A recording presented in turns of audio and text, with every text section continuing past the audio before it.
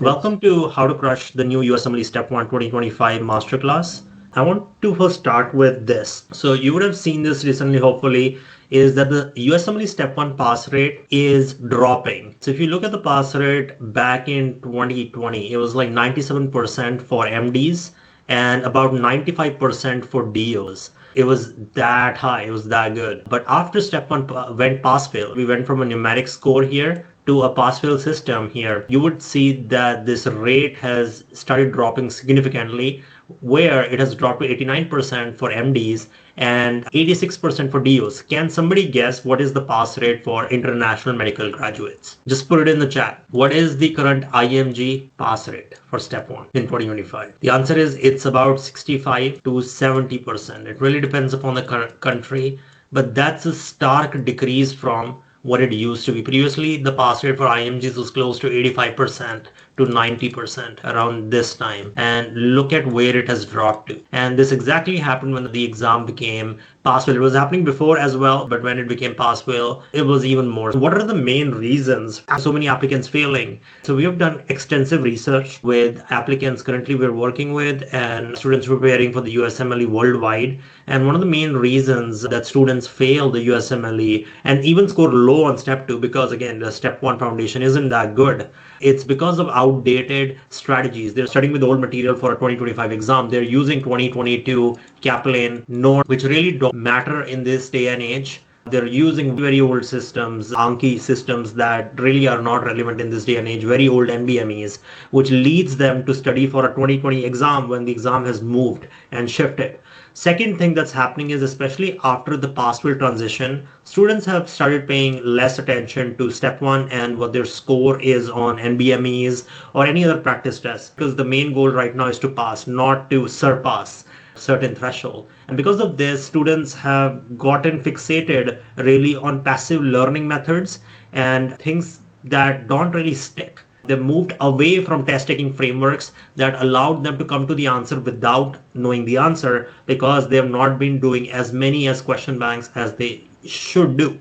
Based upon our extensive research, these are the three main factors which lead to a person failing through the steps. So the 30% of people who fail, and we'll learn on how to address all of these throughout this masterclass. In this masterclass, we'll talk about the 6 exact shifts in the 2025 and beyond exam that you need to be prepared for, and how to study for the 2025 updated syllabus. So I'm going to give you all the resources, how to start planning the whole journey from A to Z for Step 1, from day-to-day plan to all the way to a monthly plan to your end goal. So the macroscopic plan and the microscopic plan we'll go through. We'll also talk about test technique cheat codes. This is like pattern recognition, clue recognition, elimination, an algorithm basically that helps you come to the answer without knowing the answer. So if you look at any USMLE topper, somebody who has scored above 270, all of them have this thing in common, is that they know how to do test taking, they know how to do elimination, and they have an algorithm for solving questions when they don't know the answer to the question.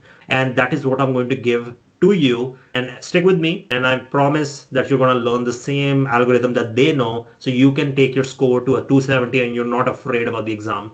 We'll also talk about learning on cheat codes. How do you study for Step 1 so that you don't have to revise by the end? Because if you're studying through, let's say, multiple resources or Qbanks, and you have a bunch of stuff to revise and there's no time to revise, that's going to hurt your results. I'm going to teach you things like encoding, variability, progressive summarization, so you can avoid revision. These methods will ensure that these concepts that you're going through for Step 1 and Step 2, they will stick permanently. And lastly, we'll go through the Q&A, and at the end, there's a special gift for anyone who sticks with us, and I promise I'll make it worth your time. So just to give you a brief introduction, I personally have a 260 on the USMLE Step 1 and 271 on the USMLE Step 2, which kind of gives me some authority to talk about a lot of these things, because I've lived through Step 1 myself, lived through Step 2 myself. And apart from that, I've guided about, like right now, I'm a following of 400,000 plus USMLE aspirants who are so grateful that I'm being able to mentor them through my videos. Apart from that, if you ever want to go deeper beyond this webinar into how to prepare for Step 1 and Step 2, there are playlists on my YouTube channel, which I'll mention at the end of the webinar, where you can go and just watch them to gain more idea on and more context on how to prepare for these exams, how to use UWorld, how to even register for the new USMLE Step 1. I personally have a system called Xponential Advantage, which is currently used by 43,000 plus students. This is another standalone course. It's used by MDs, DOs mainly to study for the USMLE Step 1 and Step 2. Also, the creator of High Intensity Learning, which is a free program that teaches you exponential technologies like meta learning to make sure that whatever you're learning, you learn forever. You don't forget. Because once you learn that skill, the skill of meta learning, and you don't have to revise, your knowledge compounds and you just have an unfair advantage over everyone else. Again, I'm mentored students and they leave comments on my YouTube channels. This person got a 280 plus, and students send me the results all the time. And I also want you to show you my own results. This is my UWorld first pass. And you can see that my UWorld first pass score was about 93%. So I got almost 93% questions correct with only 7% questions incorrect in my first pass of UWorld. And that's how good my test taking systems were, how good my preparation was. And I was in the 90th percentile on my first pass of UWorld. You can see my score consistently being on an average about 93%. This is my NBME practice test when I was giving my step 1, and you can see consistently that my starting score was 261 and on average my score was near about 265, and in the later ends it was like 279, 271. On my UWSAs, my UWorld step 2 CK first pass score was 85%, and this is just a screenshot from my UWorld. So I was in the 94th percentile on my first pass of UWorld, and this is like the screenshots from UWSAs when I completed them. I scored a 293 and 276 on my UWSAs and whatnot. Part of just showing you all of those things was, again, really reinforcing that I know what I'm talking about. And by the end, you will exactly have the same system that got me the kind of results I got, and so that you can replicate it for you. So first of all, let's go into the 6 exact shifts that are happening in the USMLE Step 1. So the first shift that you will see in the current Step 1 is most of the questions are now longer and they are chart style stems. So what that means is you're going to get questions where you literally get a SOAP chart where they'll give you HOPI almost. So there'll be history, which is generally what previously Step 1 was, just history. But now they'll give you objective parameters, a lot of noise, right, from their vitals, which you really don't need, but just to confuse you. Physical examination findings, a lot of them tend to be irrelevant, but it will be still there. So you will get a lot of that SOAP note, subjective, objective, assessment, and plan. And this will how many Step 1 questions will look like right now, with a lot of extra distracting details. So the signal to noise ratio, it has moved more towards noise. So you will have an overall lower signal to noise ratio, which means you need to know test taking even more to come to the answer, because every answer will look quite close to what the real answer is when you decrease the signal to noise ratio, because you're adding more distractions throughout the question stem. Secondly, there is also a time management issue because of these longer chart style stems, where many finish blocks with just seconds to spare, and now pacing really matters, how you're pacing yourself through the exam. Third is ethics plus communication search. Right now, students are reporting about 6 to 15 questions per block on the most appropriate response style scenarios, and that's mostly ethics and communication. Fourth is immunology and micro are up, and pure biochemistry questions are going down. Not system-wise biochemistry where they're asking you about, let's say, cardiology, and they'll ask you biochem questions, but you'll see less of just the pure biochems, but integrated biochem questions are still there. And you'll also see more of mechanisms and classification patterns. And they're not going to ask you about raw facts about why this happens. They're going to ask you more and more about the mechanisms, which is why your conceptual understanding should be even stronger than it used to be. Pathophysiology, again, is now more important than memorization,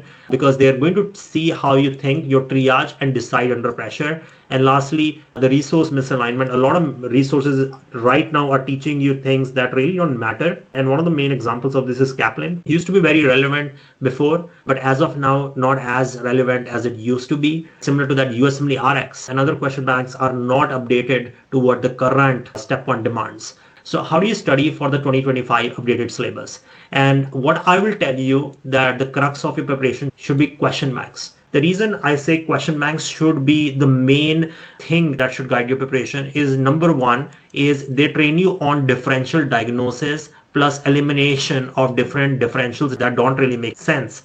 An example I can give you is, let's say somebody presents with lung issues. So these people have, let's say, some kind of lung issues, they're coughing, you don't know what's really going on. And in the answer choices, they'll give you pneumonia, they'll give you COPD, they'll give you asthma, or they'll give you some kind of other allergy like hypersensitivity reaction. All of these are differential diagnoses for the main issue that's going on is lung. And the way you come to the answer a lot of the times will not be that you know the exact answer, which is pneumonia. You will end up ruling out different answer choices to come to the right answer. That's a completely different thing.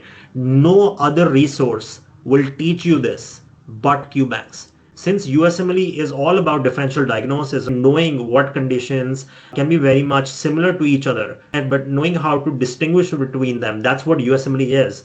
The best resource that can prepare you for is not just any video series. It is basically learning how to form a differential and then eliminating out certain differentials based upon the positive clues and negative clues that they're giving you. Second thing is Qbanks teach you long-term retention because you're doing critical thinking. Research shows us that part of learning, part of remembering something for a long time is actually using what you're learning. And what other thing teaches you how to use what you learn other than a Qbank? Nothing else teaches you that. A video series won't. Qbank will. Also, they avoid exhaustion because you're getting constant feedback. You're getting to know you're wrong or right. Just like a game. If you're playing a game, you're getting constant feedback, which is why it is so hooking. So the same thing applies to Qbanks because you're getting to know immediately in real time that what I know is right or wrong. Qbanks do the same thing. They make the preparation fun. And also they teach you what I call as encoding variability, that they teach you, let's say TB, tuberculosis.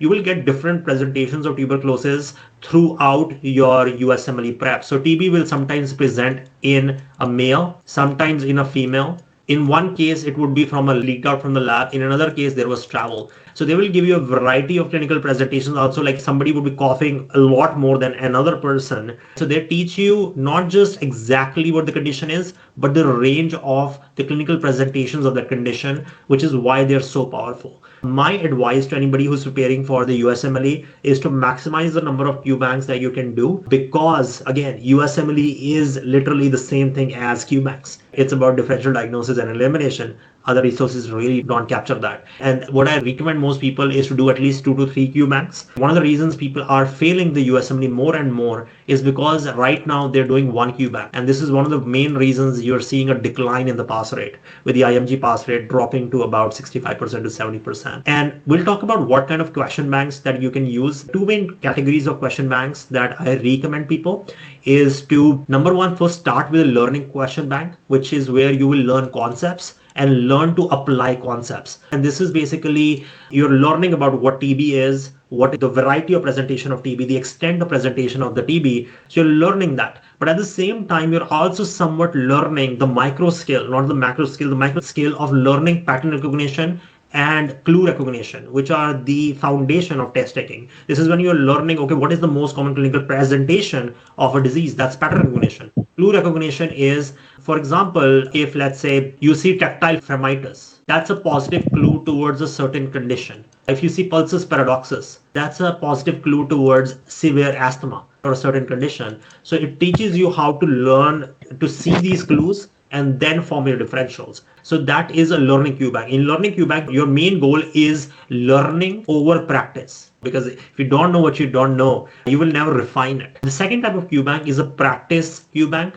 which is UWorld. Many applicants, you'll go on Reddit and other threads, their advice is to use UWorld as a learning Qbank, because here you shouldn't really care about if you're getting a question wrong or right. You should just learn from it. If you use it as a learning question bank, you will get exactly the kind of results, which is 35 to 40% pass rate if you just use this one Qbank. However, if you use UWorld on top of learning question banks, let's say you start with USMLE RX or Step Genie or Amboss, and you're learning things, you're making the foundation. Now you can end up doing things where you're refining, you're calibrating, you're getting better at what you already know. If you don't do that, you don't have any foundation to refine it further. It's just like building a house. If I don't have a house that's built, how the hell am I gonna paint this house? How am I gonna make it beautiful? And that is the point of a practice question like UWorld, is to add a certain degree of complexity, a certain layer of test taking, so that you're refining your skills even further. And the purpose with UWorld is refining test taking skills, getting better at elimination, while the purpose of learning question banks is to learn the foundational skills that you need. So just to give you an analogy, is I want you to think about a F1 race. If you go to a F1 race, let's say you don't know how to drive,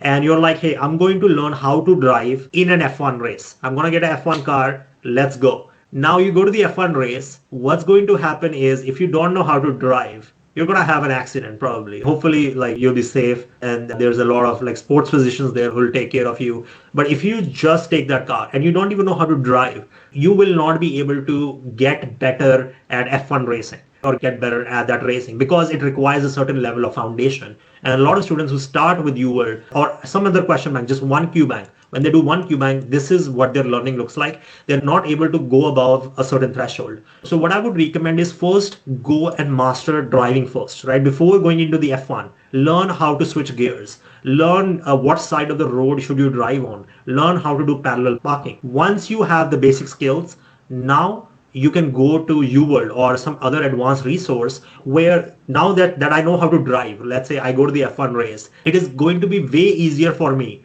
right, during that F1 race to at least start and then learn advanced skills like drifting, advanced skills like taking a tough turn, or advanced skills like acceleration plus deacceleration skills. These advanced skills will not happen if the foundation is missing. And that is the point I'm trying to bring across is once you have these basic skills and then you master the advanced skills, that's how you win the F1 race, which is the USMLE. We'll talk about how to use these Qbanks and how to basically put them in your preparation. But before that, I just want to talk to you about the best kind of resources. So there are two kinds of resources you will find for USMLE. One is this overall resources where you're going through a system. For example, cardiology system. So when you go through cardiology system, they will take you through biochem, they will take you through physiology, they will take you through microbiology, like infective endocarditis, what causes it, different types, and rheumatic fever. So they will take you through different subjects in a core system that is cardiology. And here what they're focusing on is the integration between different subjects to address that core system, which is cardio. For rheumatology, you're going through pathophysiology, you're going through anatomy, knowing where the joint is, you're going through biochem, you're going through pharmac, but in that same system, and you're integrating it throughout. And that is the overall preparation strategy. And this is where you're using this resource where there's integration. An example of this I will give you is first aid. A lot of Qbanks do this really well, plus boards and beyond. There's another kit on the block, it's called Bootcamp. I don't have much experience with it. I have not seen that much success with it, like with students using it, but some students would like to differ. You can definitely look at it. But a lot of these resources are amazing because they'll teach you how to integrate micro with pharm, with, let's say, physiology, which is basically what USMLE is going to test you on. They're not going to test you on micro, they're going to test you on the integration between these different subjects. The other resources are subject-wise. These are optional. They basically don't integrate between different subjects that well. Example is Kaplan. It's a great resource if you're working on your weak points, but it is relatively a poor resource if you want to integrate between different subjects to address USMLE. And I would not recommend that for your main preparation. So the best overall resource strategy that I would recommend you is this. So it's called BooFaps. You're going to use something like Boards and Beyond. That's the B part of BooFaps. So BooFaps, remember, I'll put it down. Okay. So BooFaps stands for Boards and Beyond. This is the primary video series for preparation of USMLE Step 1. And it goes hand in hand with First Aid, which is the Bible for USMLE Step 1, the main review book. So you get to go beyond the review nature of First Aid. It goes and explains First Aid in a highly detailed manner. So I think that's extraordinary in the way it does. So I highly recommend that Boards and Beyond and First Aid combo together. Along with this, I would highly recommend putting in another Qbank. This could be RX, as many people said. This could be Step Genie. This could be Amboss, or this could be Kaplan. But so the reason we'll talk about why you need to do it is if you just use Boards and Beyond and First Aid, that's just passive learning. You need to make sure that you're executing on what you learn using a learning Qbank while you're going through Boards and Beyond and First Aid. After you're done with that, you can consider UWorld. Also, additional resources that I would highly recommend is Pathoma and Sketchy Micro and Pharm. Previously, I went away from Pathoma. I told students to not use it. But as the exam has changed, there's more immunology. Pathoma is the one that will address that. So somebody asked, can we use Anki? I would say it's definitely up to you. I'm not an Anki person, but what I've seen with Anki is it's not really active learning. Yes, you're doing active recall, but at the same time, USMLE is not just about active recall. It's about really formulating your differential diagnosis and then eliminating between those differential diagnoses to come to the answer. Anki does not do that job that well. I think as a learning resource, it is okay, but it takes a lot of time. So I don't know how you would make it fit. I would rather recommend you to use an alternate question bank like RX, StepGenie, or this could be Amboss, where you're learning the differential diagnosis, the elimination, which is the biggest skill set you will ever learn. It doesn't teach you that. So my recommendation would be, instead of Anki, switch to a QBank. It will help you way more over the time because of that super power, which is test taking. So I will talk to you about how to plug and play with these Qbanks later on, plus the resources. But because the USMLE now prioritizes immunology, highly recommend adding Pathoma to your preparation as well while you're studying the first aid boards and beyond. And a QBank, Pathoma could be added while you're doing UWorld or before you're doing UWorld based upon how much time you have. But highly recommend that. Would highly recommend doing your USMLE preparation in 2 phases. The first phase is the consolidation phase. This is when you are consolidating information. So if you are building a building, let's say you're building your house, this is where you're laying down the foundation. Even though the building looks ugly as of now, you still need an ugly building to make a beautiful building later, because you're going to paint that building, paint your house. So consolidation phase is when you unify all these learning resources and come up with your foundation, even though it might look ugly, but you need that foundation. And I would recommend taking 3 months for the consolidation phase. Execution phase is once you build that building, right? Now you can start painting that. This is when you start using what you've learned more and more. So you get comfortable. This is when the F1 race, you start going into the F1 race and you start driving around, start tinkering around and getting better at your F1 skills. And this I would recommend about 4 months, and I would recommend this to be longer than the consolidation phase because this is more important for USMLE prep. And why 7 months for your USMLE prep? The answer is step 2 prep. So your threshold, the threshold score for your step 2, what you will reach, is determined by how good this building is, how good the foundation is, how well it is painted. If it is not good, you will bomb your step 2. The reason is because step 2 itself does not have many good resources, and rightly because step 2 is so vast. So if you ended up going into every single foundation of step 2, it would take you about 2 to 3 years to finish step 2 because you have to technically include step 1. So remember, many tutors out there, many people out there are telling you to study for step 1 in 3 months or a few weeks. Do not do that. Even if you pass, you have literally screwed up your chances on step 2 if that step 1 knowledge and foundation is weak. So a minimum of 7 months of preparation is my own recommendation and what I've seen success with. So in consolidation phase, so let's start with the 2 phases. The first one is a consolidation. This is your first 3 months. What you're going to start is what I call as a unifying protocol for first aid.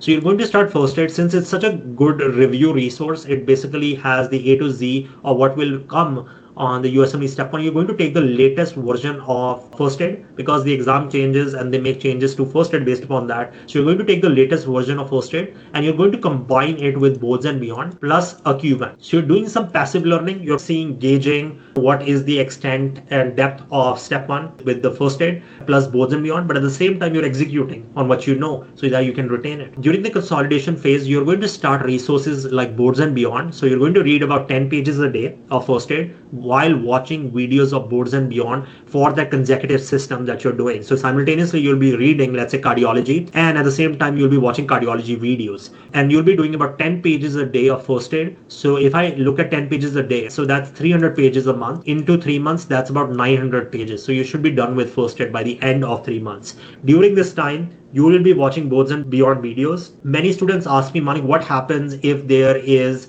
a certain discrepancy between systems that I'm watching? For example, in cardiology, I finished cardiology in first aid, but my boards and beyond videos are still not done for cardiology. What do I do? What I will tell you is that's excellent because you have technically built in a spaced interval where you're doing asynchronous learning between boards and beyond and let's say first aid. Because let's say you move to rheumatology on your first aid while you're stuck on cardiology in boards and beyond. Like it or not, you are engaging in at least asynchronous learning where you're repeating the same topic multiple times at different occasions. So there is an interval between it which will help reinforce it. So it is completely okay to have them desynchronize. You could be in a situation where you're doing cardiology in first while your boards and beyond is stuck at cardiology, and that's okay. They're not supposed to be finished simultaneously. Sometimes it's going to take longer, and it's always going to be this fine dance that's going to be happening. Do not get anxious about it. Do not hold on to moving on from cardiology to rheumatology in your first aid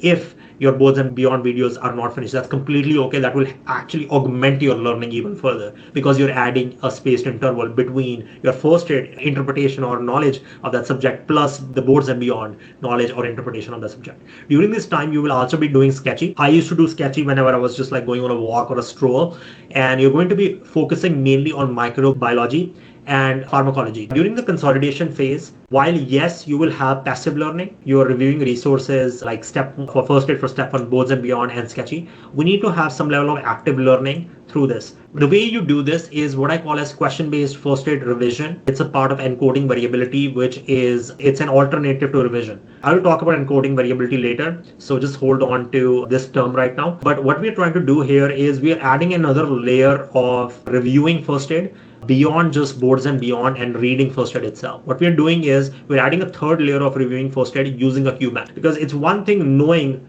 in first aid what DVT is and what's virtual steroid. But it's another thing to see that in a clinical presentation and seeing the differentials and then ruling out different differentials.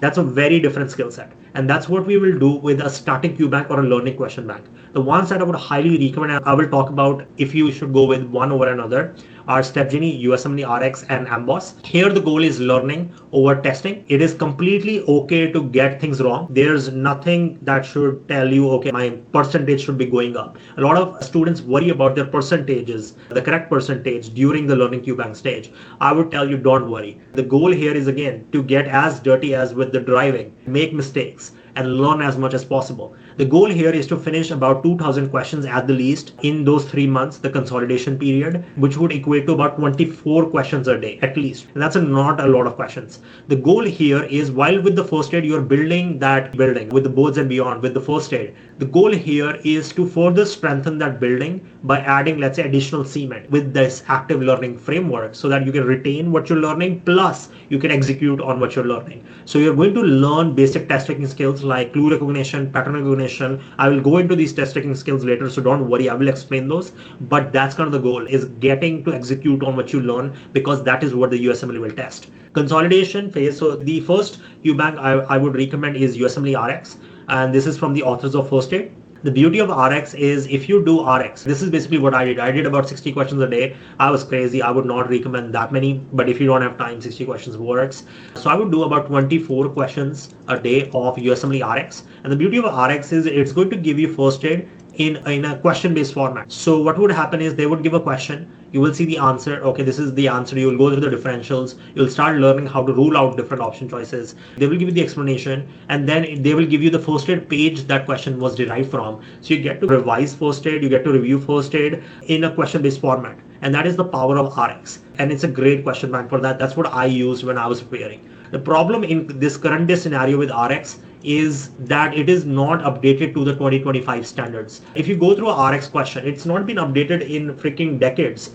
which is one of the reasons you're seeing this graph. Many people are, number one, using less QBanks. Number two, many of these QBanks are not updated, which is a big problem. While RX is a beautiful question bank to go and learn first, the problem with RX there is that it doesn't really teach you how to adapt to the new USMLE format, which is much longer. There's way less signal, way more noise. So what I had to do personally is I had to reach out to certain other people I knew in tech, and we ended up creating our own QBank. So I need to give you a disclaimer. StepGenie is a question bank, which is amazing, but also it is a question bank that was engineered by me and multiple other people who have a 270.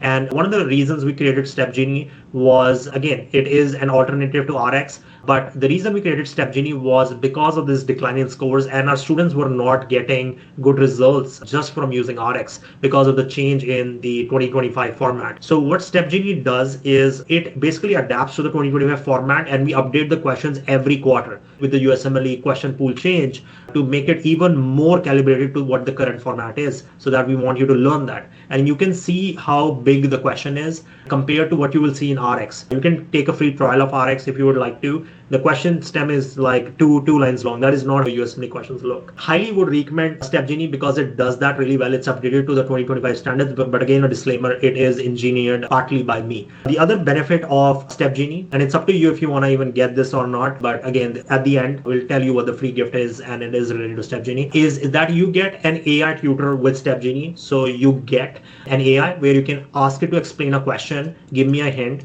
and break down a certain approach. And I can show you how this looks like as well. When you go to the QBANK, the benefit of this is as we're going through this question, let's say I don't know what this means. Let's go through this question. 9 hours after administration, the serum concentration of the drug is most likely to be which of the following?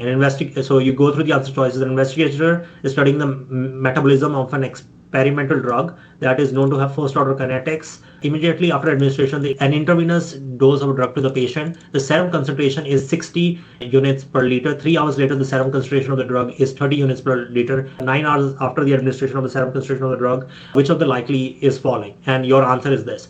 Now, what happens? Let's say you don't know the answer, you don't even know the concept, but you still want to execute on testing skills. You're like, how can I think better about this? So the benefit of this QBank is that I will ask you to explain the QBank. So it has an AI system that has scored 100% on the USMLE, which is above ChatGPT. ChatGPT has 89-90%. This is 100%. So imagine if somebody who had a 300 on the USMLE, perfect score, was teaching you how to dissect the question stem. That is the power of Step Genie. It's even better than me. And that's crazy to say. But let's go through the conceptual breakdown. The question tells you the drug's first order kinetics. That means a constant fraction of the drug is eliminated per unit time, not a constant amount. So fraction, not amount. Initial data, this is the initial data they're giving us at time 0, 60 units per liter. At 3 hours, 30 units per liter. The concentration dropped by half over 3 hours. So that technically they're giving you a half-life.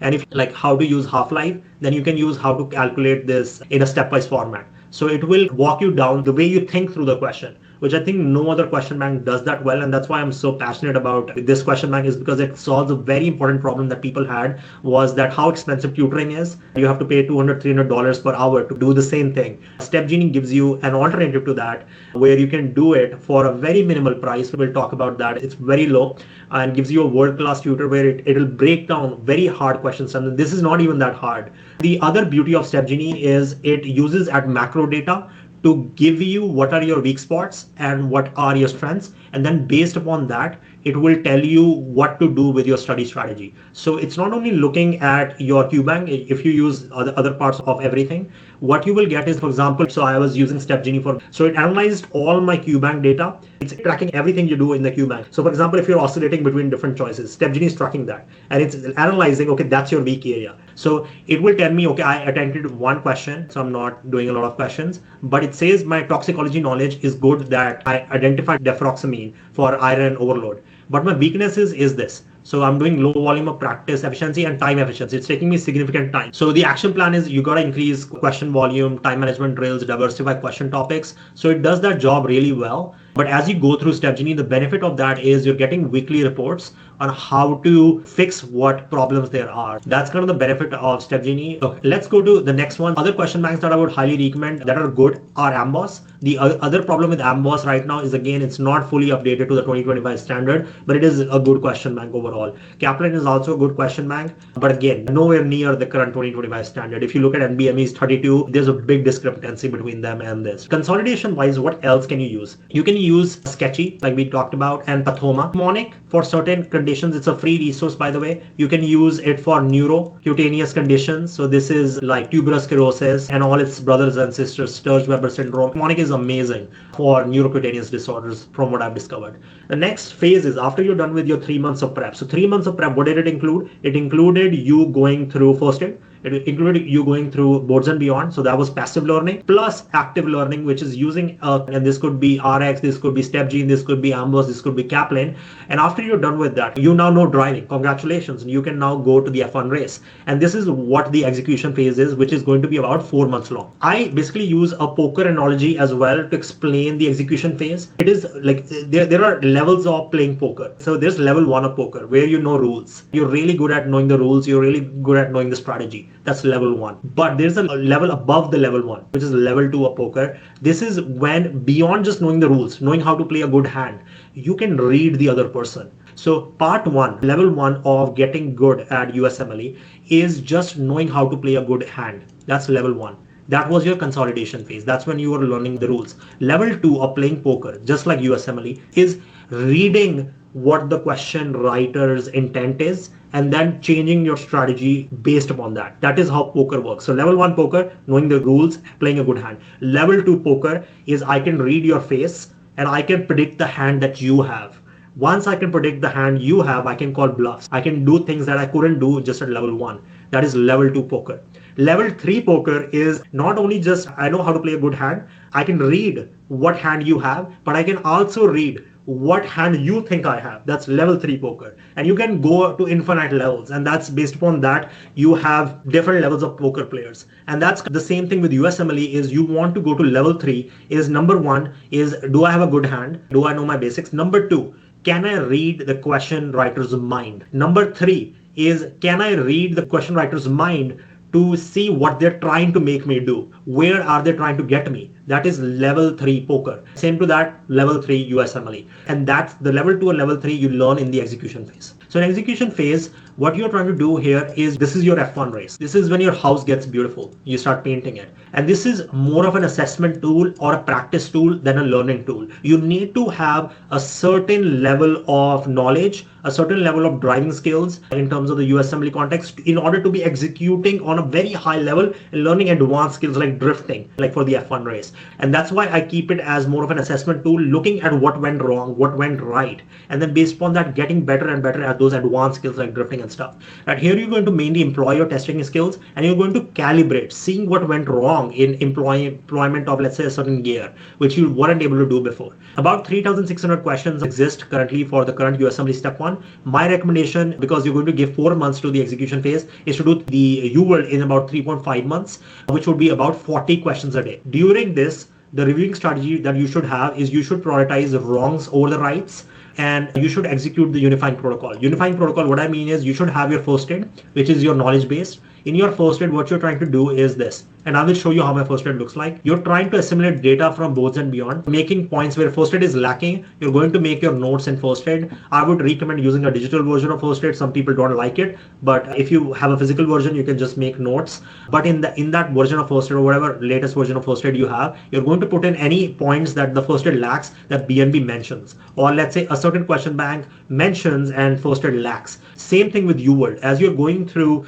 this UWorld, what you're trying to do is build a unifying resource where you're assimilating any knowledge that's not mentioned in first aid and that's mentioned in UWorld back into first aid. So you're not trying to repeat information over and over again in first aid, but you're adding the missing pieces that you think are important, things that you might not know. And you're making this unifying resource, which you will review later during your last 2 weeks. And I'll talk about how to do that as well. So the UWorld, you will take about 3 to 4 months to do this. I took 3 months, but I would recommend at least 3 to 4 months. The point of UWorld is to simulate USMLE every day. If you go to UWorld as if it's like USMLE, that's how you crush USMLE, because you're playing at the same pressure. That's why I recommend to do UWorld in a timed plus random manner, because that's how USMLE will show. If you do it system wise, the problem is if it's a cardio system, if I'm doing UWorld as subject wise or cardio wise, I know the answer is cardio. For example, if somebody has lung edema and they have lung edema and I know it's a cardio question, guess what? If they have lung edema, it's not ARDS. Sometimes that can happen. It's what? The answer is going to be some heart failure. So it is giving you this advantage, this kind of bias almost towards cardiac answers, which will later not play out well in USMLE. So the best way to do UWorld is random and not system wise. But if you're doing a practice QBank, I think that bias is okay. For example, if you're doing something like RX or Step Genie or whatever, Kaplan, you take those question banks. In those question banks, it's okay to have that bias. It's okay to go system wise. It's okay to go subject wise, because there we're not really that worried about testing skills. You just need to go through every single system and do active reinforcement of that system. But when you're doing UWorld, this is the F1 race. Here you cannot make any exceptions. You have to make it exactly like USMLE. So what I would recommend, again, USMLE is timed, USMLE is random. Do not do it system wise, do not do it subject wise. The only advice is if you, let's say, have a very good knowledge base and you think you can skip the starting QBank, we talked about RX, or you can skip Step Genie, or you can skip Kaplan. In those scenarios, it's okay to start a bit system wise, like start with cardio, But after you're done with, let's say, 5 or 6 blocks, I would say after, again, second pass of UWorld, highly do not recommend. And I will tell you why. First pass is all you need if you have a starting QBank. Because let me give you an example. If you have bad driving skills, if you're going to that F1 race, you have bad driving skills, you don't know how to drive. What's going to happen is, this is what happens. So you're going to the F1 race, and you don't know how to drive. Let's say you spend a year like that. You're just learning driving. First of all, your driving is not going to get better because of the intense amount of pressure. It is not the right environment to train for driving. It's for, like, you need to know like way more advanced skills. You're only training basic skills. So you're not going to get better at the basic skills, number one. Let's say now I'll tell you, do another year of, do another pass of this F1 race while your driving skills are still not as good. You're not still going to get better. You're not ever going to go to advanced levels because you don't know basics that well, and they're not getting trained well as well. And that's the advice you will find a lot of the times on the internet, is where people will tell you do a second pass. But that really doesn't help because you don't have knowledge, you never executed on test taking skills, never were in the right environment, and your scores don't improve because of it. So the only thing you should do with UWorld, if you're using a starting question bank, is one pass. Another pass does not help. You already know the answer to most of those questions in that second pass. You're not really doing anything for your test taking skills because you're using rote memorization and you wasted those questions. So doing about 40 questions a day, time plus random, you should be done with UWorld in about 3.5 months. If you run out of it early, let's say you're doing it faster than these 40 questions per day, I would say add another question bank. And this could be from, again, like the other question banks we went into, but with the knowledge that, hey, I need to refine my test taking skills. I need to get better at ruling out or elimination. How to proceed if only first class plus another QBank? If you, let's say, have time, if you can do another question bank, even better. Let's say you are learning QBank, you did UWorld, and then there's a third QBank you want to add. You have the time for it. Some people are fast. I would say go for it. The more QBanks you add, the more layers of these skill set trainings you're having, the better your USMLE performance will be. But let's say if you were to use another question bank, how would that look like? So you would do 40 questions a day. One block should take you 1 hour to finish. That's the amount of time they give you. That's about 1.5 minutes or 90 seconds per question. That should be the threshold you should be holding yourself to. And it should take you about not more than 4 or 5 hours to review. Some people take time,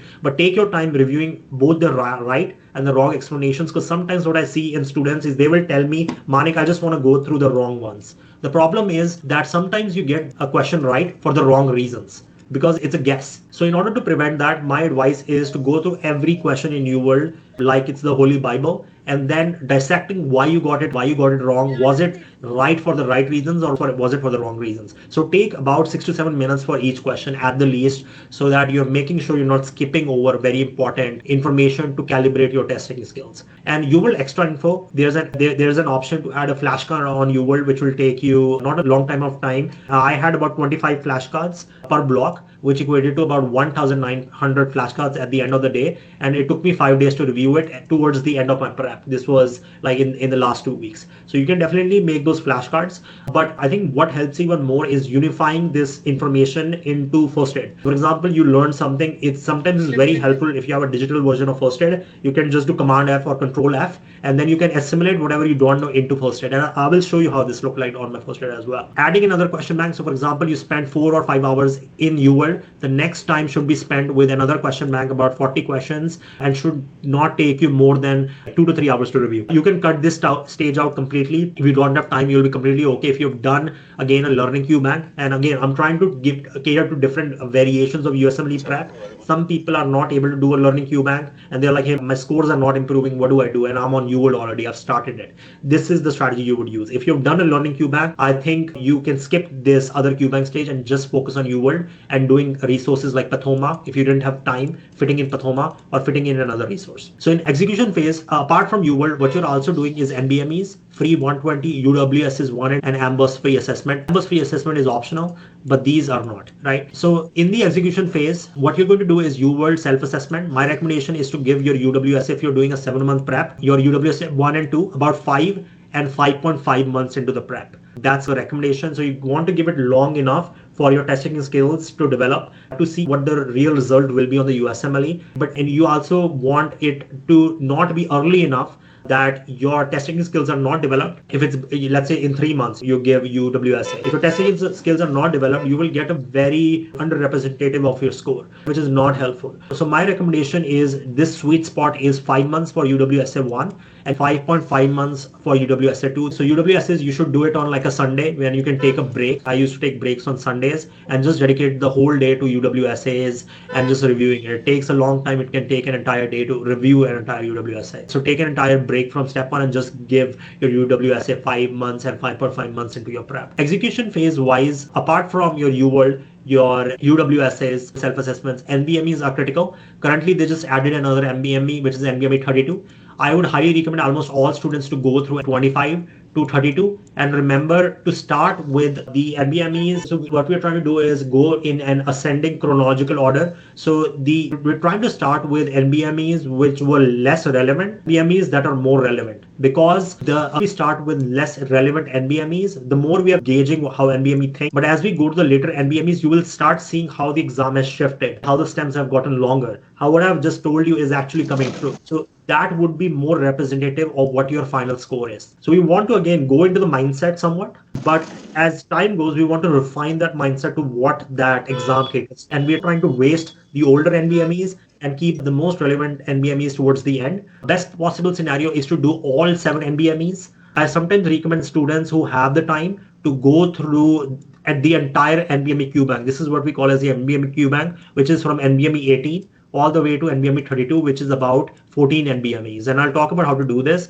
But remember, the more questions you can layer between you and your step one prep, the stronger your performance on step one, the more foundation you will have for step two and the easier step two becomes. So a lot of students are like, hey, Manik, this is too many QBanks. This is too many resources. But remember, a lot of these resources are allocated later towards step two. Once you've mastered these resources, step two will be a joke for you. That's how it would feel if you've done this well. And if you looked at my previous results, one of the reasons I had such good results, this is my first pass of step two, 85% correct of questions. So 515 correct, 3,183 correct. This is because of my step one foundation that you're seeing the UWSA 1 score of 293. If you're running short on time, or let's say it's not in your budget or something, you can only do a few. 31 and 32 is the one which is the most representative and will be the most ideal representation of your score. And I would start doing the NBMEs mostly in my 6 months. Remember, UWSA, I'm doing it in my 5 and 5.5 months. The NBMEs would be the 6th month of prep when I'm doing that.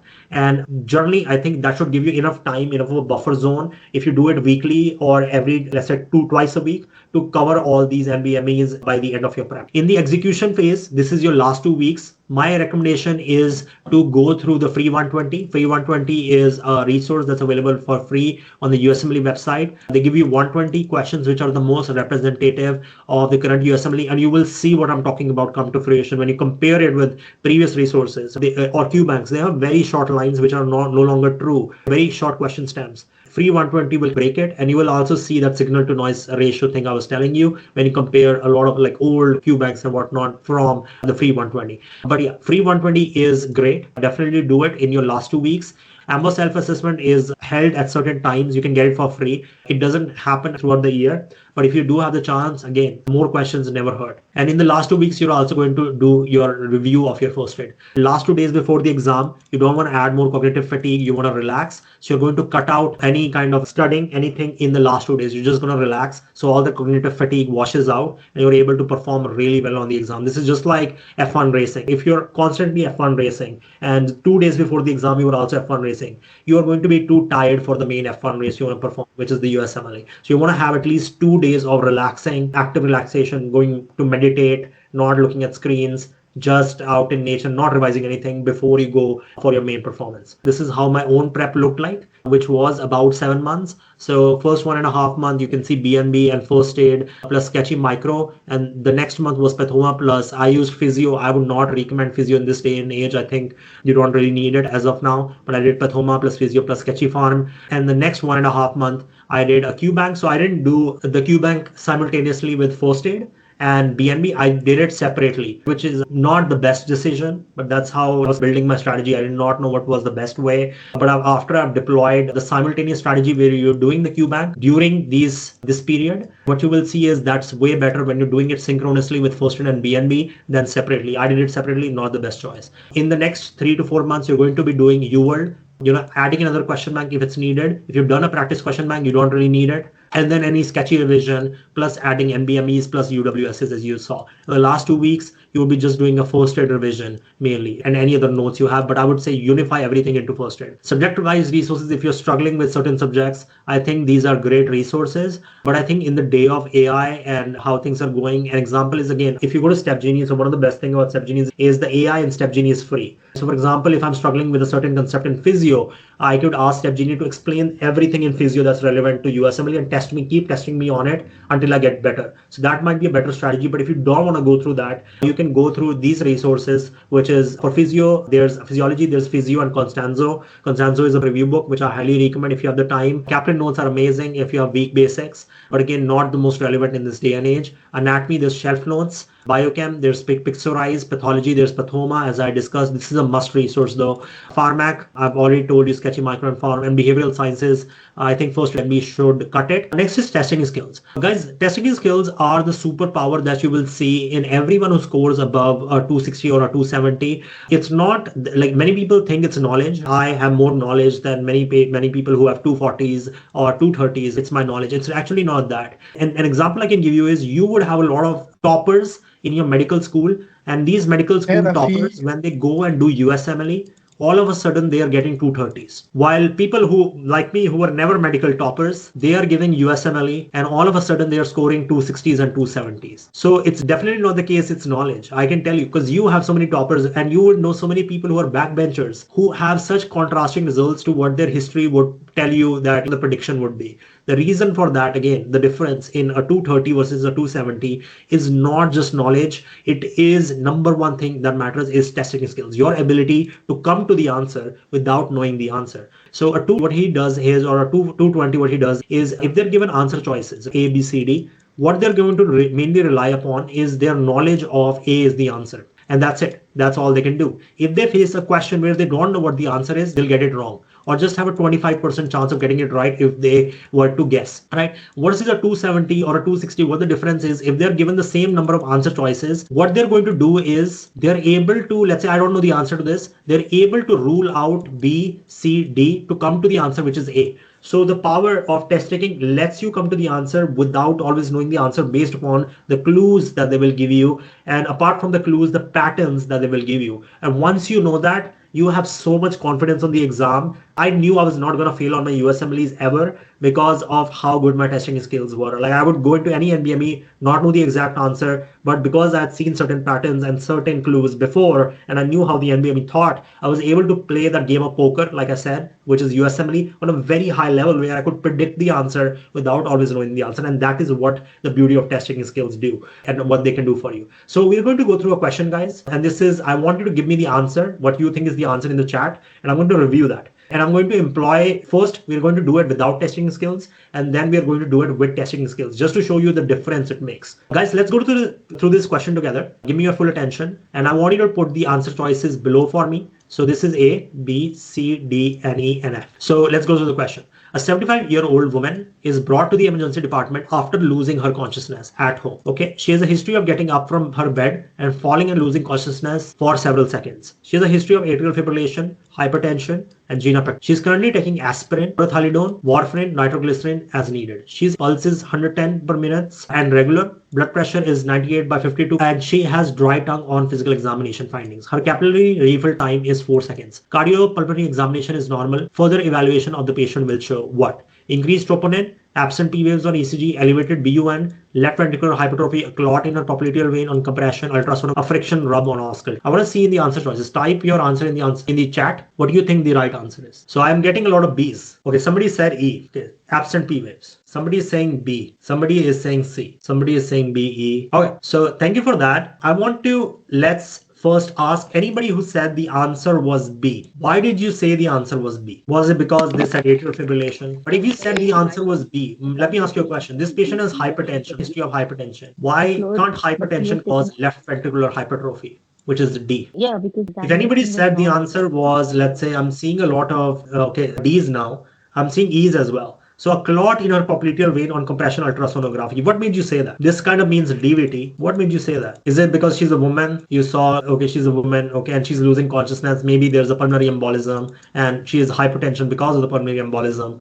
So let me give you the context. Most of you know these very well. Let me tell you, most of you know the answer to these very well. You've studied this. You're amazing at your med school if you're pursuing USMLE. So you know the answer to these very well. This question, generally, you should know these conditions very well, like increased troponin. But the problem here is USMLE does not care about knowledge. It cares about the ability to look between different option choices, differentials. So these are the differentials to the same condition, which is, you're seeing here the symptomatology, the differentials to the same symptomatology, which is close enough, and coming to the answer, which is a different skill set altogether. And that's why most of you have gotten this answer completely wrong. It's completely wrong, despite you having the knowledge. And this is why, over and over again, test taking skills will beat knowledge everywhere because of how powerful they are. And let me show you, right, how to come to the answer. First of all, I really want to clarify, no matter how many resources you go throughout your USMLE prep, you will never know everything on the test ever. There is no chance. My prediction is that almost 30 to 40% of questions, even 50% actually, you will not know the exact answer.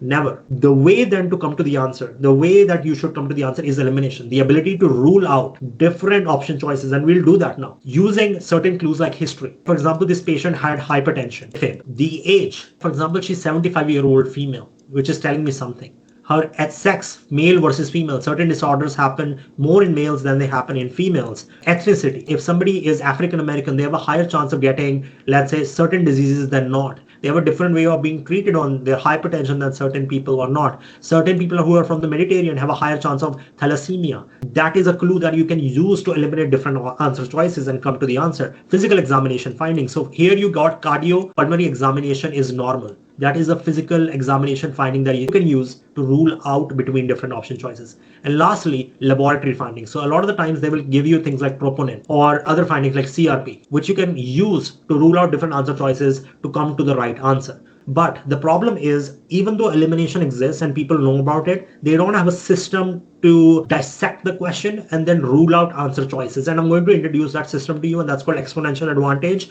I won't be able to cover the entire system in this webinar, but it's been probably one of my most successful products ever, like even in the US. So many students use it. But once you learn this system, I'm going to give you the main point of the system, and I think that will get your scores to rise up by at least 10 to 20 points. That's my promise. Once you learn that, it's so hard to fail the USM. Remember, once you have testing skills, you'll just come to the answer without always knowing it. They increase performance on a single question on the test. So if you know one concept, you only increase your score in one question where the concept is tested. But if you're testing skills, you know how to rule things out. Every single question on the block that you will face uses testing skills. So one skill fix will improve your score across different questions.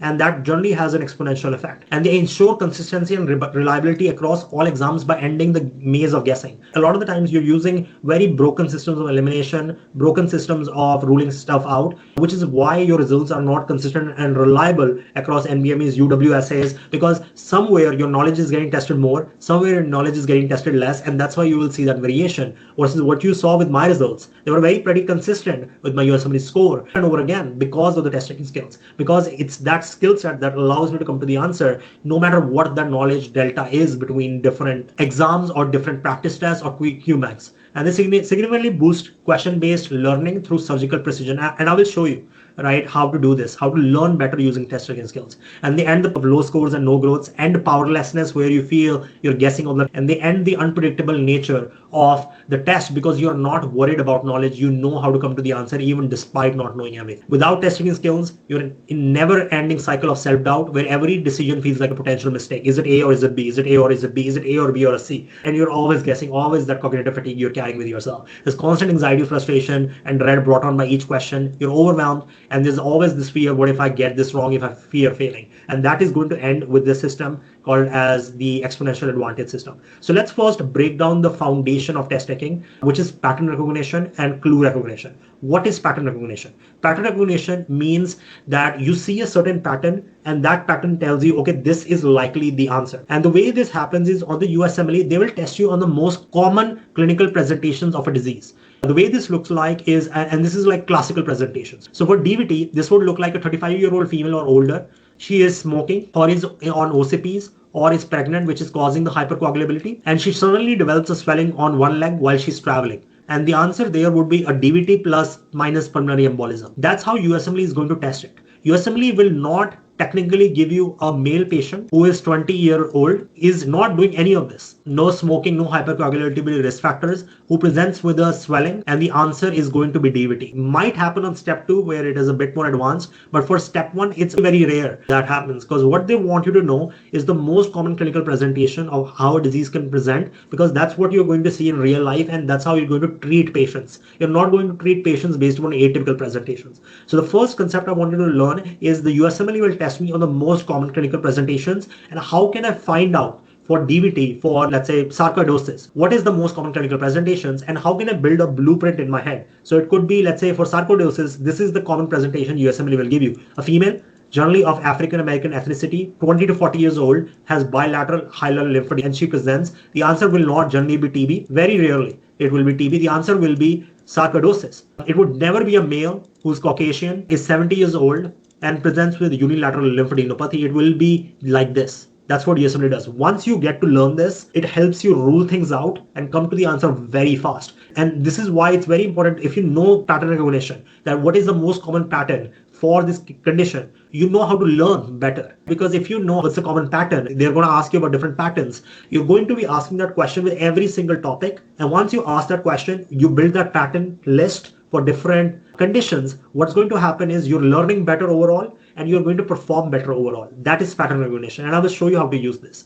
The second is clue recognition. Clue recognition is like cardiac examination is normal. That's a clue that they're giving you towards prioritizing one differential, let's say differential A over differential B. So one A over B. So cardiac examination normal is telling you something. It's giving you a positive clue towards something and a negative clue towards something else. An example is cardiac examination is normal. The answer is not going to be a pericarditis answer, because that's a negative clue. How can cardiac examination be normal in pericarditis, where you're going to get some level of a friction rub? So that's a hint. So for clue recognition, just to build your skill sets, there are two types of clues the USMLE will give you. One is positive clues, the other is negative clues. For that previous question that we just went through, we'll first look at, let's say, increased troponin and see whatever the positive clues they're giving us. So for increased troponin, I'm going to start building a list for increased troponin. What does increased troponin mean, guys? Put that in the chat. So increased troponin means myocardial infarction. You're having a heart attack. In this question stem, I'm going to ask myself a question. The question is, what are the positive clues they have given me throughout the question stem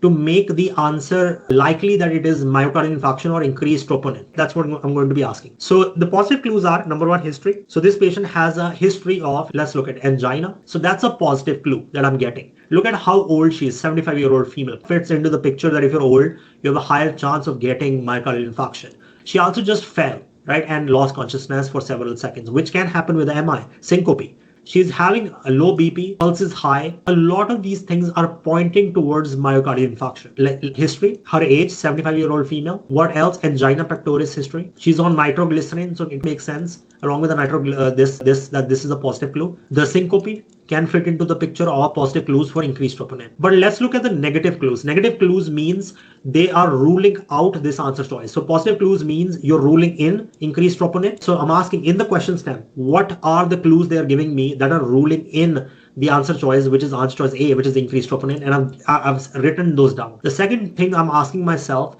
is, what are the clues they've given me in the question stem which are ruling out this increased troponin as the answer? So let's think about it. So what are the negative clues towards the increased troponin answer? Let me ask you a first question. Do you see any chest pain here? Do you see any chest pain in the question stem? Not really. There is no chest pain. So the omission of chest pain itself is telling me that if there is no chest pain, the answer is less likely to be myocardial infarction. This is called as a negative clue by omission. So they have not left a clue that is very significant. So the absence of clues tells you a certain differential is right or not. So the absence of chest pain is a negative clue by omission. They've left that clue because it's not in the question stem. It tells you the answer is not likely this. Right? It's giving me some level of information, that absence of clue. So no chest pain. Second thing you're seeing is cardiopulmonary examination is normal. If there was a myocardial infarction, you should see something wrong in the cardiopulmonary examination at least, which you're not really seeing here. So that itself is telling me there is something off. This likely maybe is not MI. So I'm building that list where I'm asking myself, what in the question stem, what are the clues that are ruling in this answer choice? And then I'm asking myself, what are the clues that are ruling out this answer choice? Chest pain by omission. So there are negative clues by omission, which is they've left the clue out, which is chest pain. Then there are negative clues by commission, which is they've told you, like your cardiopulmonary examination is normal, it's by commission, and they're telling you because of that maybe the answer choice is not increased troponin. So what we are trying to build throughout our USMLE question, STEM and answer choices is what we call as the signal to noise ratio. So signal stands for positive clues, noise stands for negative clues. Signal tells you this is the answer choice, noise tells you it's not the answer choice. Noise is basically negative clues by commission and omission. The biggest problem I see in many students is they're not able to generate negative clues by omission, because chest pain is not there. It takes a lot of mental energy and you have to have a lot of knowledge beforehand to understand, okay, they should have given me chest pain. So many students miss on negative clues by omission. They are not able to self-generate those negative clues, and that's why they lose. So what we are trying to build across this clue accumulation is a signal to noise ratio. So the ratio of positive clues by negative clues gives you an indication, ruling in by ruling out ratio. If it's high, that means the answer choice is the answer. If it is low, that means the answer choice is not the answer. So let's dissect the same question stem that we went through. So guys, I want you to read this with me. Okay. So the question stem, let's go through this again. Further evaluation of this patient will show what? And with these answer choices, a 75-year-old woman is brought to the ED after her losing consciousness at home. So she's 75-year-old female, and she just lost consciousness and she was brought to the ED. So this is serious. She was not taken to the office. She was taken to the ED. So it's a serious condition or something. And she lost consciousness at home. So it looks like syncope. Could be stroke, but it's syncope for now. That's my guess. But she has a history of getting up from bed and falling and losing consciousness. So that's postural hypotension that you're getting. She has a history of atrial fibrillation, hypertension, and angina. She's currently taking aspirin, chlorothalidone, warfarin, nitroglycerin. So the pharmacology aspect. Her pulse is high. So heart rate, increased heart rate, and the heart rate is regular. And blood pressure is 98/52, hypotension. She's a dry tongue on physical examination. So there's hypovolemia. Capillary refill time is 4 seconds. It's increased. So increased capillary refill time. So hypovolemia. And cardiopulmonary examination is normal. So I've broken the stem down into positive and negative clues. And let's now use the signal to noise ratio to come to the answer. If the answer was increased troponin, let's build a signal to noise ratio.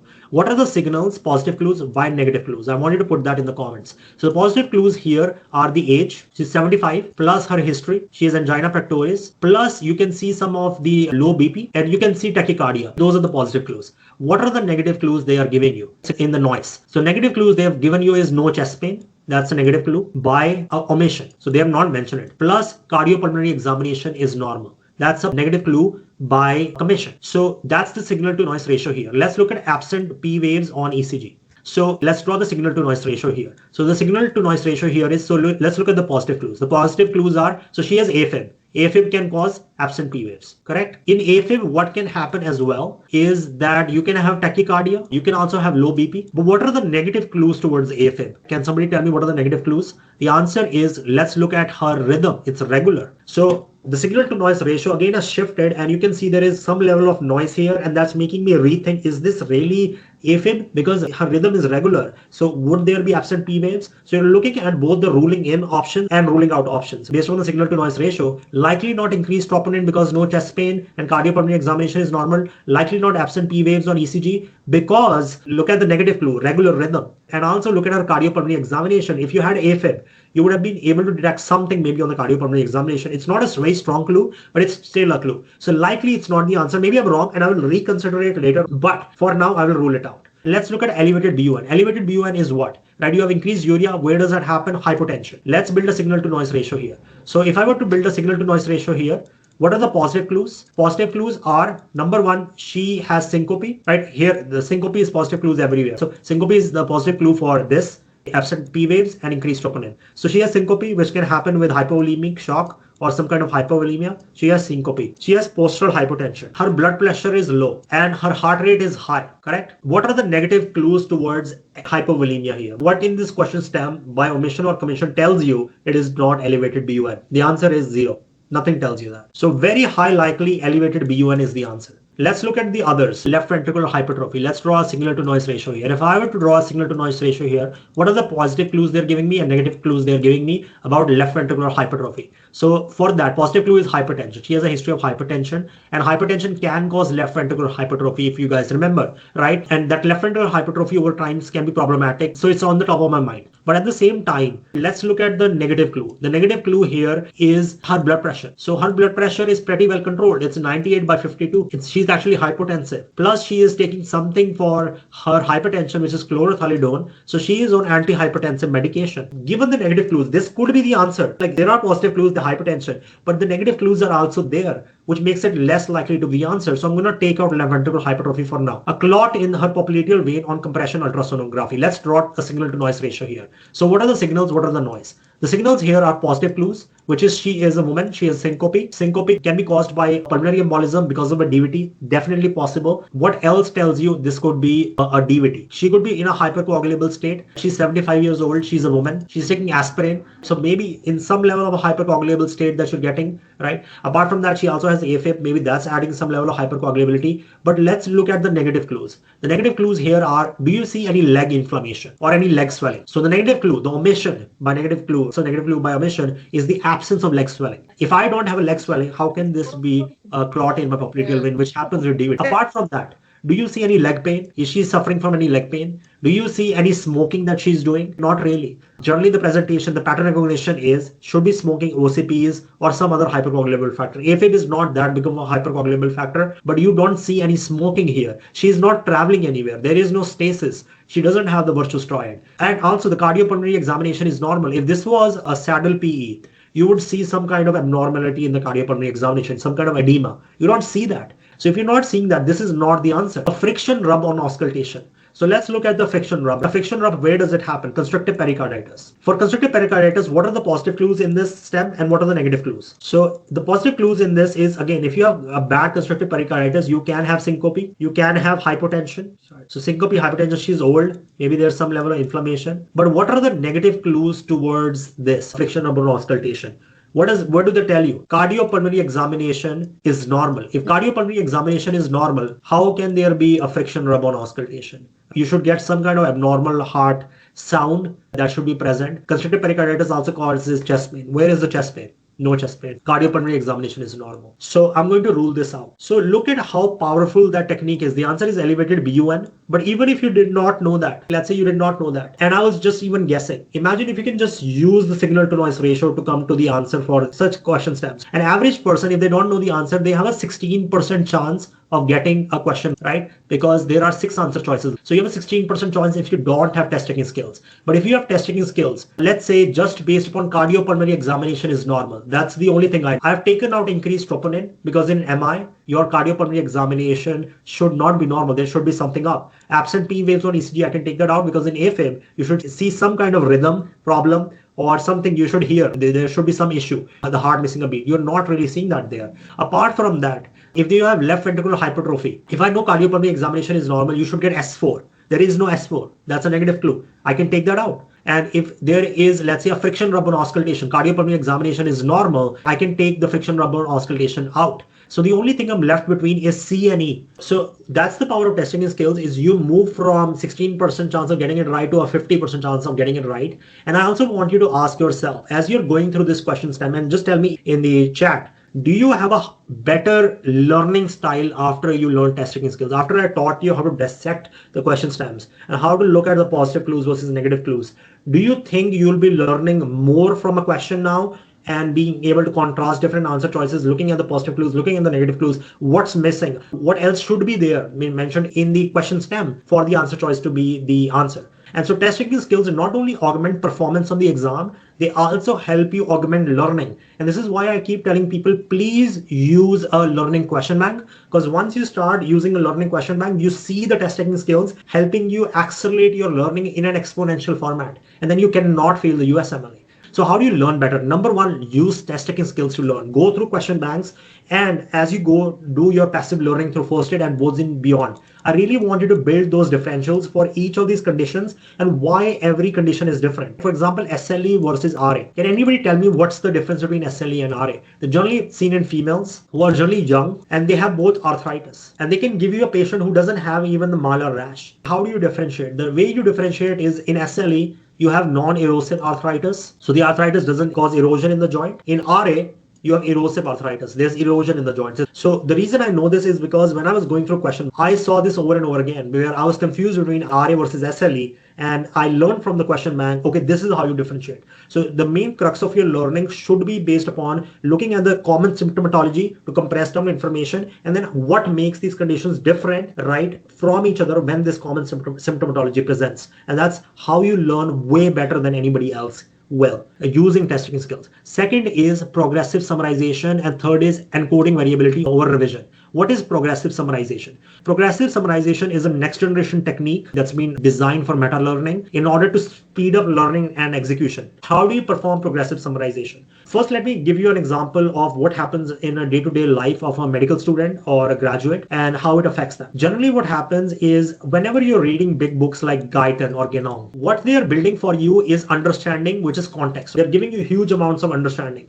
But the problem comes when you have to execute, or you have to revise, or you have to do test taking. Despite having this big body of knowledge, it is very hard to compress that knowledge and very hard to remember that knowledge and then execute on that knowledge. That's the problem that many people face. Is they're reading these big books, but Manik, results are not coming. What do I do? And this is what you will see a lot of medical toppers fall into this trap, is that they perform really well in med school because the understanding was working, but all of a sudden in USMLE, it goes away because they don't have compression frameworks working for them. On the other hand, we have discovery frameworks apart from the context, and this is basically compressed down information. This is your review books. This is your first aid. First aid itself is not there for basic understanding. It is more for reviewing information which is compressed, which is pertinent, which is relevant, and you need to have a certain degree of understanding to execute on that knowledge. So the problem with just doing a review book that you'll see a lot of students doing is they don't have any context. When it comes to very tough questions, everything they know, even though they can execute on it, it falls apart because the context is lacking. The way you bridge these two together, the context and compression, the ability to understand information, which is context, and the ability to compress the information down so you can remember the information and execute on it, that is called as progressive summarization. The ability to take large amounts of data, which builds context, and then compress that information down and down until you have this peak of intense knowledge where you can drive all of your execution from. And I'll show you how to do that. So the way progressive summarization works is I want you to start reading from these Qbanks, from first aid, from boards and beyond, and build your notes in first aid. Once you start building your notes in first aid, right, along with the information, I'll show you how this looked for me as well. You will start bolding passages. This could look like, if you don't have a computer version or a PDF version, this could look like highlighting with, let's say, yellow. And this highlighting is based upon, okay, this is the main important points in, let's say, hepatorenal syndrome. So if I'm looking at hepatorenal syndrome, what I will end up highlighting or making bold is the splanchnic vasodilation plus renal vasoconstriction. So the splanchnic is causing it's causing blood loss almost, which is causing the renal system, renal arteries to compress, because again, they want to save blood. The blood supply is getting restricted. And because of that, you're getting a failure in hepatorenal syndrome. So I'm trying to bold down information or highlight information, which is the building blocks or foundation where I can rebuild the information from. And I'm trying to compress the information instead of going through the entire paragraph over and over again. When I'm like reviewing, for example, hepatorenal syndrome has a huge as paragraph. There's 50 lines. Instead of that, I bolded splanchnic vasodilation and renal vasoconstriction, because once I look at that, okay, I know what hepatorenal syndrome is. So I bolded that. The next layer is highlighted passage. So if you don't have bolded, you can move the highlighting layer 1 to this. This could be yellow. The highlighting layer 2 is, let's say, pink. So if I'm looking at the whole hepatorenal syndrome, what's causing it? Splanchnic vasodilation plus renal vasoconstriction. Maybe I've added another other thing, plus pre-renal failure, plus high BUN by creatinine ratio. That's what I took from the bold passages. I highlighted those. The highlighting layer 2 is taking that even deeper. What is even the more foundational block of this? The answer would be splanchnic vasodilation plus renal vasoconstriction. Then you will go even further. So to create a mini summary. So for example, there are 50 lines on your hepatorenal syndrome. What I'm going to do is I'm going to just create an equation, which will be hepatorenal syndrome is equal to splanchnic plus renal vasoconstriction. In the end, when I'm going to review information, this is very useful because all I have to do is read my mini summary. I don't have to read the 50 lines. I'm not going to take like hours to do this. I'm just going to look at the equation. Okay, hepatorenal syndrome is equal to splanchnic vasodilation plus renal vasoconstriction, and it is personalized to my own doubts and what I don't know. And that's why this is so powerful, is when you want to revise, you can go to the mini summary layer in your first aid. If you don't know a certain topic, you're like, hey, I forgot hepatorenal syndrome. Now that you look at the equation, I don't know this equation, you can go to layer 3, the highlight passages. If you still don't understand it enough, layer 2, and then layer 1, then I'm going to read. So what this allows is over time, you will fasten up reviewing and you will be able to execute, because what they say, essence of genius is simplicity. Because you're compressing down information, your execution is getting really good because you know the basics, you know the foundation. But at the same time, revision is getting faster as well because I have a mini summary drawn up for everything. If I forget anything, I just go down deeper into the layers to do this faster. And this is what my first aid itself looked like. And I've done a lot of progressive summarization here, where what I've done is I've taken points from boards and beyond. You guys cannot read it because it's only meant for me. But what I've done is based upon my weak areas. For example, this persistent truncus arteriosus. There is a mini summary, plus there are highlighted passages, and this is layer 5 or layer 4. I will only review layer 4 when I'm revising first aid. And if, let's say, I don't know layer 4 or something, for some reason I forgot, I will start looking at highlighted passages. What are the foundational blocks? If I don't know that, I'll read this entire paragraph. And that's how you speed up learning. The other thing is encoding variability. What is encoding variability? Encoding variability is encoding information using variable formats. Let me ask you a question. You're doing USMLE prep, you're doing med school prep. There is this thing in your mind that I need to revise. Let me ask you a question. When you were learning English, or when you were learning, let's say, a different language, did you revise English, or did you revise a certain word over and over again until you understood the meaning? Or did it just naturally come to you over time? You were just exposed to English long enough and it came to you. Why? The answer to that is encoding variability. Encoding variability, what that means is when you are exposed to a certain body of knowledge, let's say we're looking at in the English language, the word, what word means. One way I can learn this is revising this using one method of encoding, which is a book, over and over again until I learn it and it drives me crazy. And this is the hard way to do it because it's boring. You have to do it over and over again. You lose interest. But you don't learn English the same way. The way you learn English is instead of using the book, you're starting to talk to other people. So talking, maybe you took part in debates, maybe you started watching movies, maybe you started watching TV shows, maybe you started learning like from other kind of novels.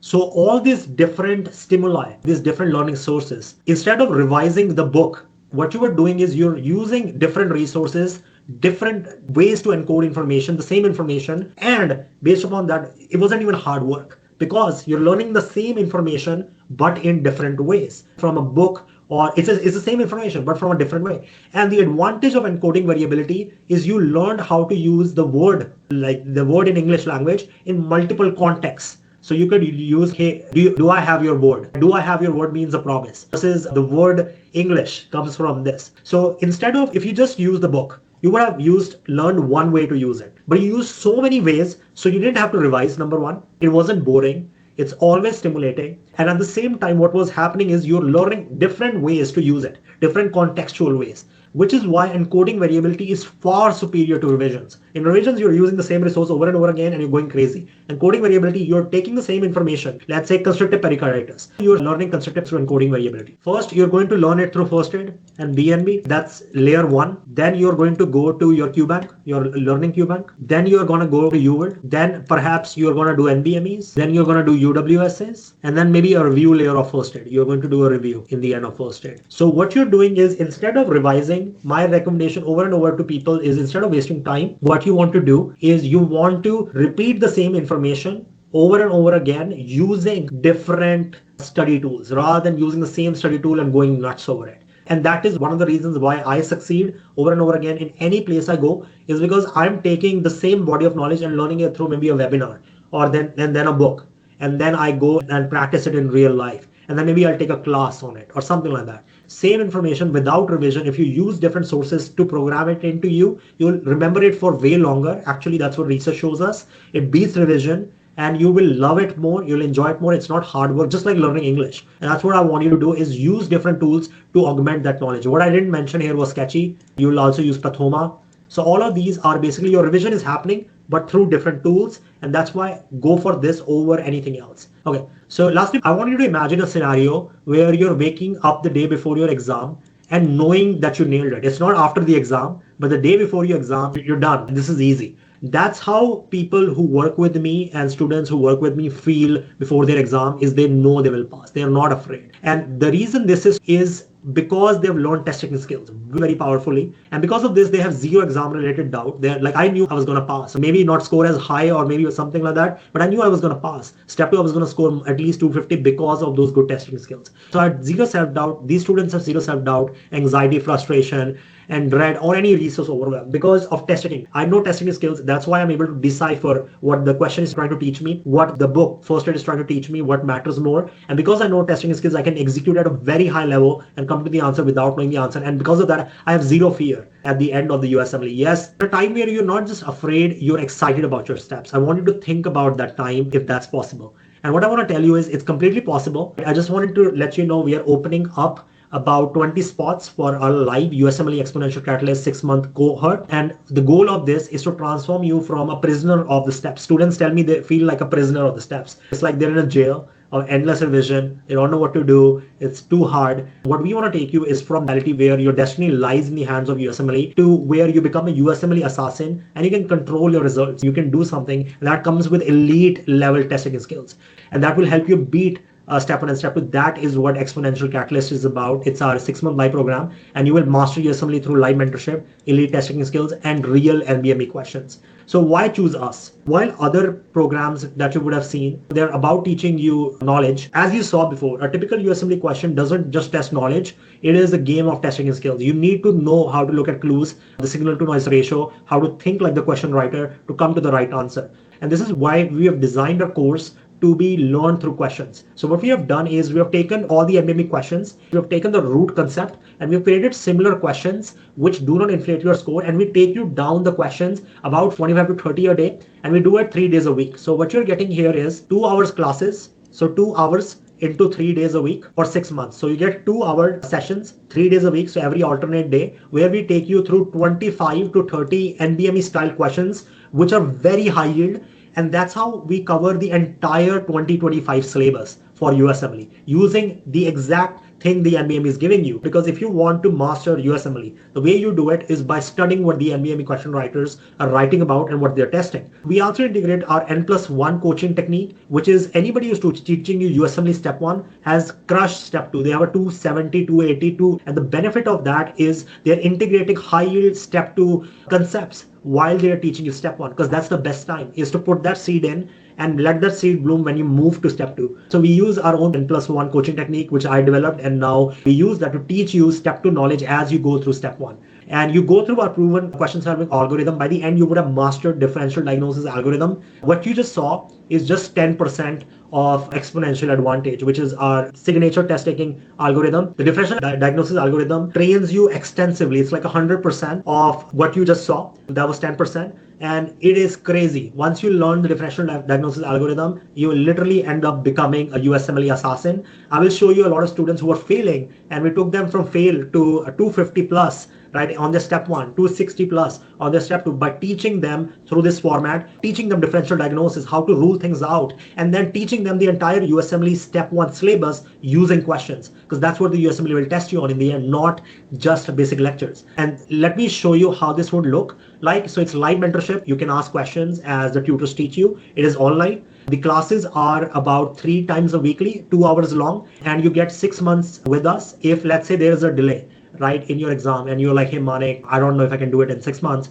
we will give you a free extension, because we will hold your hand till you're able to crush your USMLE Step 1. We don't care. You don't have to pay extra for the extension as well. You can just be a part of our group, and we'll make sure you are there, you're ready, and we will take your hand and walk you through Step 1. We have our own custom resources, which are NBME curated questions, and you will get a study plan just geared towards you. You will have a community group, which is only meant for our students, where you can ask questions from any of our lead tutors, and you will get the full testing strategy. This is what our proven results are. For Step 1, our average NBME gain for any student is 37 points. The range is 14 to 43. This is the average 37. For Step 2 cohort, our gain in Step 2 is average 32 points from a range of 16 to 27 points. Our pass rate is 99.85%, which is the industry leading standard. Nothing else touches this. If you look at the current passing standard for people who are giving Step 1, it's 65 to 70%. We take that to 99.85%. We have worked with more than 1,750 students just for the Exponential Catalyst, and these are the results we have seen there. Our satisfaction guarantee is you get continued support even after the program ends. Our Qbank will be available to you, and you will get live session invites beyond 6 months. If you need help help with the resources, we will help you with the resources as well. So that is included. Plus you get access to our step 1 crash course for completely free. How much does it cost? It's $1,499 for a 6-month experience. And remind you, this is live. This is 2 hours a day and 3 days a week. So it's 6 hours a week. That's the commitment we ask from you. You show up, we'll make sure you pass. Right. There is a monthly option where if you, let's say, don't want to take the entire 6 months, we can shift you to a $349 per month plan. And it's up to you if you want to continue that. And again, the pressure will be on us to over deliver here. The complete package here is, again, this is the discounted plan. If you get the 6 months, it's discounted. If you get the monthly plan, it's at $349. So you pay higher because of that added flexibility. This is unlike private tutoring, where if you were to get the same service, they would charge you $3,500 to $5,000. You get our step 1 crash course included in this, which is worth $199 plus many resources plus our QBank access. So you don't have to worry about many of that. Lastly, this is for first-time test takers. If you've never taken test the USMLE before, if you're in med school, if you have graduated, if you're taking the test again, we are willing to work with you even when nobody else will, because we know our systems work. Again, these are the results students have told me, generating a 280. If you want testimonials, we can show you thousands of testimonials of students who went from failing even to passing and crushing step 1, step 2. And we just keep getting more and more testimonials. We just have 20 spots as of now. We have limited capacity. If you're interested, you can book your spot right now. Once the spots run out, we generally don't have capacity for at least a couple of weeks to months. If something opens up in the waitlist, we will let you know. And you can book a call with our expert. Her name is Kanika. She is one of our experts for USMLE. And she will discuss with you if this is a good fit for you or not. And she will map out a whole plan for you on how to go about the USMLE. So instead of just the program, we also want to make sure that you're fully planned out for your journey and see how we can give you a plan for the match, not just the USMLE. So just reach out to our expert there. I'm going to pin it.